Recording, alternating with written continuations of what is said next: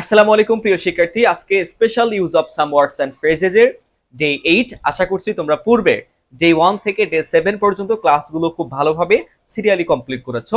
আর English second paper class নেওয়া হচ্ছে আমার সেকেন্ড পেপার এই লেকচার বুক থেকে, অর্থাৎ আমি ইংলিশ সেকেন্ড পেপারে যে ক্লাসগুলো নিচ্ছি আমার এই লেকচার বুক থেকে আমি ক্লাস নিচ্ছি। ওকে প্রিয় শিক্ষার্থী, আর তোমরা যারা ইংলিশটা নিয়ে অনেক বেশি টেনশনে অনেক বেশি ডিপ্রেশনে আছো, ইংলিশে এখনো তেমন কিছু শুরু করতে পারো নাই বা মোটামুটি শুরু করেছো বা আরো ভালো প্রস্তুতি দরকার, তুমি বেসিক টু অ্যাডভান্স একটা গোছানোর প্রস্তুতি নিতে চাও, তাহলে তুমি নির্দ্বিধায় নির্ভয়ে নিঃসন্দেহে আমার বেসিক টু অ্যাডভান্স এই পেইড কোর্সে তুমি ভর্তি হতে পারো। তুমি আমার পেইড কোর্সে ভর্তি হওয়ার পর যদি আমার পেইড কোর্সের গাইডলাইনটা ভালো করে ফলো করতে পারো, ঠিক মতো ক্লাসগুলো করো, তাহলে আমি তোমাকে আশ্বস্ত করে বলছি অবশ্যই অবশ্যই তুমি ইংলিশে ভালো করতে পারবে ইনশাআল্লাহ। সো যত দ্রুত যখনই তুমি ভর্তি হবা তখন থেকেই তোমার প্রিপারেশন শুরু হয়ে যাবে। সময় নষ্ট করো না প্লিজ, একটা গোছানোর প্রস্তুতি নাও, ইংলিশে অবশ্যই অবশ্যই ভালো কিছু হবে ইনশাআল্লাহ। তো চলো আমরা ক্লাসে চলে যাচ্ছি। দেখো রুল নাম্বার 15, রুল নাম্বার 15 হচ্ছে লিস্টের ব্যবহার। লিস্ট একদম সহজেই তুমি লিস্টের ব্যবহারটা মনে রাখতে পারবা যে কোন গ্যাপে তুমি লিস্টটা বসিয়ে দিবা। একটু ভালো করে খেয়াল করো, টেকনিকটা মনে রাখো। দেখবা যে গ্যাপ আছে, গ্যাপের পরে সাবজেক্ট প্লাস শুড অথবা মাইট আছে। শুড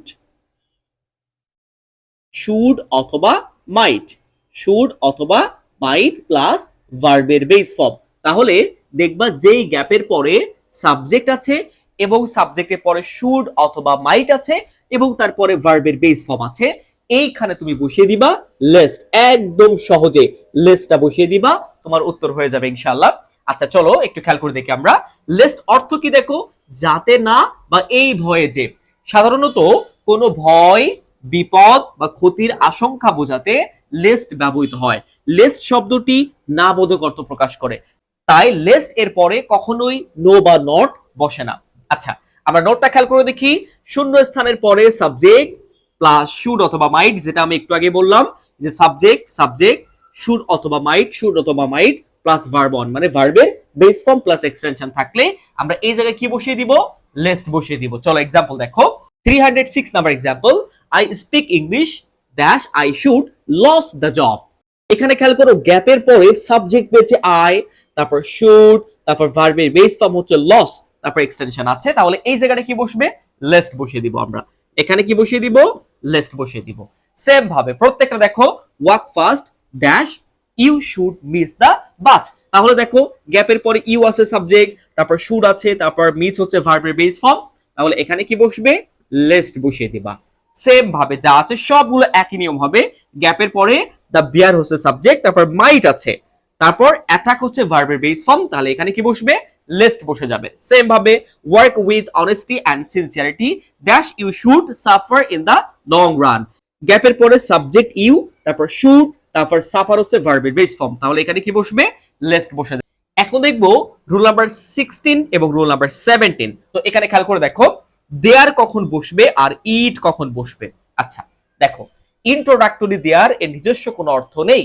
কোন সেন্টেন্সে যখন সাবজেক্ট না পাওয়া যায় তখন সেন্টেন্সটি শুরু করতে দেয়ার ব্যবহৃত হয়। ওকে, সাধারণত কোন স্থানে কোনো কিছু আছে বা থাকা অর্থে ইন্ট্রোডাক্টরি দেয়ার ব্যবহৃত হয়। তাহলে কোন জায়গায় আছে বা থাকা অর্থে, অর্থাৎ একটা প্লেসকে বোঝাবে, একটা জায়গা বোঝাবে যে কোন জায়গায় কোনো কিছু আছে বা থাকা অর্থে দেয়ার বসে। ঠিক আছে, ইন্ট্রোডাক্টরি দেয়ারটা বসে। কোন সেন্টেন্স যদি দেয়ার দ্বারা শুরু হয় এবং তারপর সিঙ্গুলার নাউন থাকে, সেক্ষেত্রে প্রেজেন্ট টেন্সের ক্ষেত্রে ইজ বসে এবং পাস্ট টেন্সের ক্ষেত্রে ওয়াজ বসে।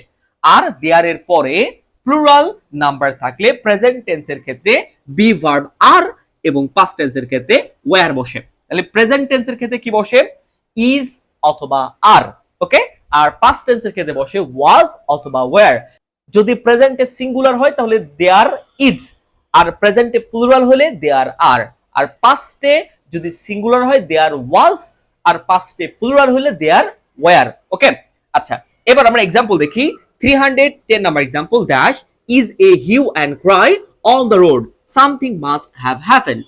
দেখো there is a hue and cry on the road, কোথায় বলতো হিউ অ্যান্ড ক্রাই, যে গোলযোগটা কোথায়, অন দ্য রোড, এই যে রাস্তায়, তাহলে এটা একটা প্লেস, একটা স্থানের কথা বলেছে, তাহলে স্থান যখন বলবে তখন সেখানে বসবে দেয়ার। ওকে, something must have happened. There are 5, এখানে কখনোই কিন্তু ইট বসবে না, ইট আর 5 কিন্তু হয় না, ইটের পরে সিঙ্গুলার হয়, ইট মানে এটা, এই ইট বলতে এটা, তাহলে এখানে বসবে দেয়ার। কেন দেয়ার বলছে? দেখো, দেয়ার are 5 colleges in our district, কোথায়, প্লেসটা কোথায়, জায়গা কোথায়, এই যে ইন আওয়ার ডিস্ট্রিক্ট, জায়গার কথা বলেছে, তাহলে there are 5 colleges, there are 5 colleges in our district. Same ভাবে there is no fish here, কোথায় নাই, এখানে, তাহলে এখানে কি, হিয়ার হচ্ছে একটা স্থান বোঝাচ্ছে, তাহলে এখানে বসবে দেয়ার। তাহলে এইগুলো হচ্ছে দেয়ারের ব্যবহার। রুল নাম্বার 17 হচ্ছে ইট, ইট কোথায় বসে, ইটের ব্যবহার, সাবজেক্টকে ইন্ট্রোডিউস করতে ইট বসে, সাবজেক্টকে ইন্ট্রোডিউস করতে ইট বসে। খেয়াল করে দেখো 314 নাম্বার এক্সাম্পল। তাহলে এটা অর্থে, ইট মানে কি আমরা জানি এটা বা ইহা, এই এটা বা ইহা যখন অর্থ আসবে তখন সেখানে ইট বসে যাবে। Okay, our spring is very charming, during spring various kinds of flowers bloom, that seems, এখানে কি বসবে দেখো, ইট, ইট কেন, দেখো ইট এর পরে এস বেস আছে, দেখছো, ইট সিমস, এটা মনে হয়, এটা মনে হয়, যে এটা বলতে ইট বসবে। আচ্ছা, Rome was not built in a day, দেখো ইট টুক, এখানে দেয়ার টুক কিন্তু হয় না, ইট টুক, এটা নিয়েছিল, দেখো ইট টুক লং টাইম, এটা লং টাইম নিয়েছিল। তারপর it is good idea, it is good idea to walk. Okay, তাহলে এখানে ইট ইজ, বুঝতে পারছো? আচ্ছা, তারপর দেখো এখানে কি, ইট মে অকার, এটা ঘটতে পারে, তাহলে এই যে এটা অর্থে কি বসে, ইট বসে যায়। যেখানে দেখবো আমরা ইহা বা এটা অর্থ আসছে সেখানে আমরা ইট বসিয়ে দিব। যেমন কি যে ইট সিমস, এটা মনে হয়, ইট টুক লং টাইম, এটা লং টাইম নিয়েছিল, ইট ইজ গুড আইডিয়া, এটা ভালো আইডিয়া, ইট মে অকার, এটা ঘটতে পারে। ঠিক আছে, ইট। তাহলে আশা করি তোমরা ক্লিয়ার হয়েছো। এই টপিকটা আমার লেকচার বুক থেকে আজকে হলো লাস্ট ক্লাস, অর্থাৎ এই টপিকের আজকে লাস্ট ডে হলো ডে 8। ঠিক আছে, তো প্রিয় শিক্ষার্থী, আর তোমরা যারা ইংলিশটা নিয়ে অনেক বেশি টেনশনে, অনেক বেশি ডিপ্রেশনে আছো, একটা ভালো গাইডলাইন খুঁজতেছো, একটা ভালো গাইডলাইন তোমার প্রয়োজন, কারণ গোছানো একটা প্রস্তুতি নিতে হবে। তাহলে তুমি নির্দ্বিধায়, নিঃসন্দেহে আমার অনলাইনে বেসিক টু অ্যাডভান্স পেইড কোর্সে ভর্তি হতে পারো। বিশ্বাস রাখো, আস্থা রাখো। আমি তোমাকে আশ্বস্ত করে বলছি, তুমি যদি আমার পেইড কোর্সের গাইডলাইনটা ভালো করে ফলো করো, ঠিক মতো ক্লাস করো, তাহলে অবশ্যই অবশ্যই তুমি ইংলিশে ভালো করতে পারবে ইনশাআল্লাহ। তো আজকে এই পর্যন্তই, সবাই ভালো থাকো, সুস্থ থাকো, আসসালামু আলাইকুম।